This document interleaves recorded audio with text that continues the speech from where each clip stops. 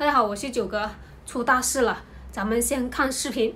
我没有素质，没有道德，他妈你抢我饭碗都有素质有道德了。哎，羊毛出在羊身上。他现在是有平台补贴的嘛？不是，这个说好叫补贴，其实就是先拿捏，先把正规的司机挤走。啊，好嘞，然后呢，他就可以控制市场调价。那机器都不一样了，我操，24小时干，没脾气。武汉的出租车司机都已经炸锅了，集体向这个政府抗议，因为萝卜快跑的事件。我相信先进原因大家应该都知道了。百度旗下的无人驾驶网约车萝卜快跑呢，经历了数年的测试，今年5月份在武汉投入试点，一次性投放了3000辆车子。其中的影响之力呢还是蛮大的，已经对武汉这个出租车行业产生了巨大的影响。数据显示，3个月这个1000辆无人驾驶出租车呢，共产生了60万个订单。这个数据呢，无疑是给武汉的出租车司机还有这个出租车这个公司带来这沉重的打击的。他们的收入再一次面临了大幅度下降的一个困境的。因此呢，他们的不满和抗议其实是完全可以理解的。全国的1、2线城市都逐渐迎来无人驾驶网约车的全面展开。这时呢，至少有1/3的网约车司机将面临失业的风险。而到了明年年底呢，全国的网约车司机能否还能剩下1/3，都还是个未知数呢。原本以为这个无人驾驶网约车呢全面普及呢还需要5年的时间的，但现在看来这个时间是已经大大提前了，最多只需要2年的时间，人工智能的浪潮正以惊人的速度向我们涌来。而它的影响力不仅仅是局限于出租车行业，今天它可能替代了司机的工作，明天就可能会影响到我们每一个人的职业。面对这样的局面，我们应该如何去应对呢？很多人选择这个无人驾驶的网约车，不光是为了图这个新鲜，更关键的是其经济实惠。出租车司机在失业之后又该何去何从呢？确实是一个值得深思的议题。虽然跨行业转型是一个选择，但是当前的经济形势下，优质的岗位是非常稀缺的。老本行呢，现在也是没有什么价值了。这一选择呢，无疑是加剧了行业的竞争压力的。最近看到网上有不少人在贩卖焦虑说这个是大势所趋科技的进步就是逼迫这些人被淘汰，不想被淘汰的话，就只能去谋求新的生存手段等等等等。那么我就总结一下吧，萝卜快跑呢，就是一个资本和政策的一个产物。与其说是人工智能自动驾驶的技术抢了这些出租车司机的饭碗，不如说就是一个资本家是一个技术不成熟，又想在短时间内逐利的资本，不顾他们的死活。就是呢，一个技术不成熟被逐利资本控制的自动驾驶，大规模的商业化只能用灾难来形容。湖北武汉这边有一家叫做国家智能网络汽车，是武汉测试的一个示范区来的。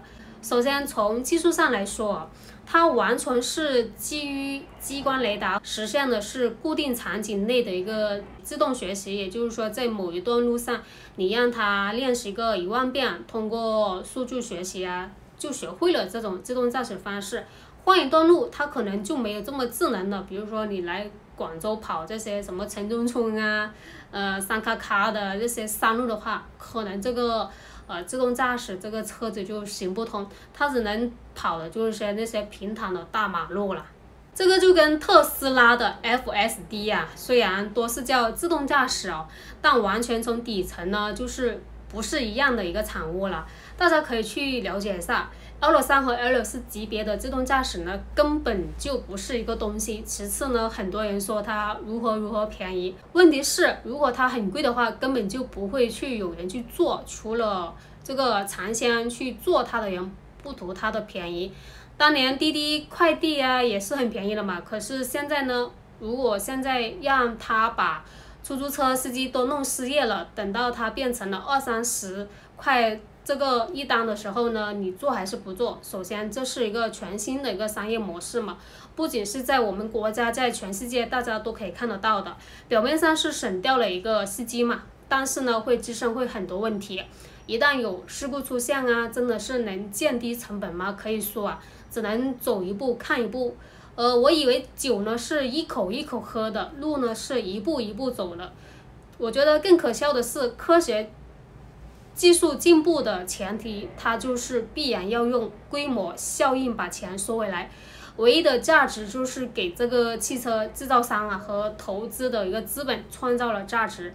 当然，如果付出的代价是民怨沸腾的话，最起码这个无人驾驶的出租车不具备语言交互的能力。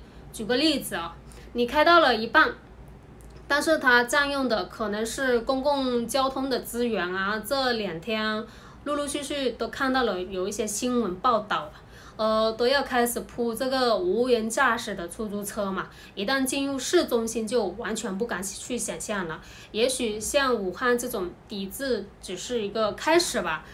资本呢，只要能盈利，它就会无限制的发展的。只有让相关部门意识到这个形势改变了，加以手段去控制，才能真正的遏制住这些资本。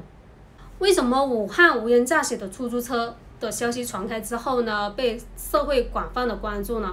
是因为临时性打车成本低啊。你想一下，每1公里还不到1块钱哦，作为打车的哪一个不喜欢？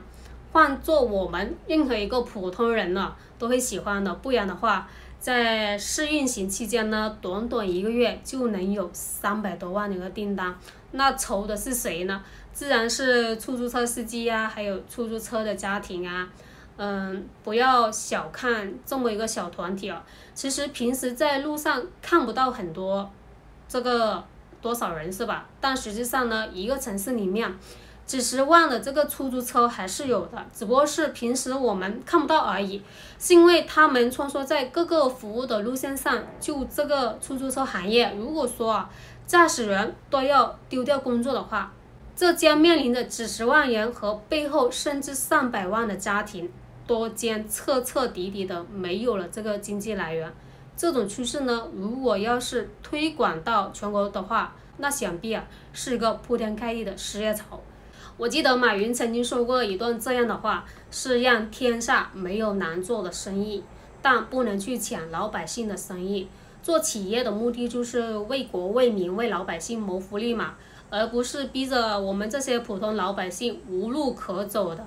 科技进步是好事，但不能拿着科技进步的名义而让资本去垄断，去抢老百姓的饭碗吧，还要断老百姓的路。虽然说咱们老百姓想用这种便宜的车子出行，又想保住饭碗，看似一个是很矛盾的问题，但也正是这样的矛盾问题，才需要一些专家来平衡来解决问题，这才是真正体现他们的价值的时候。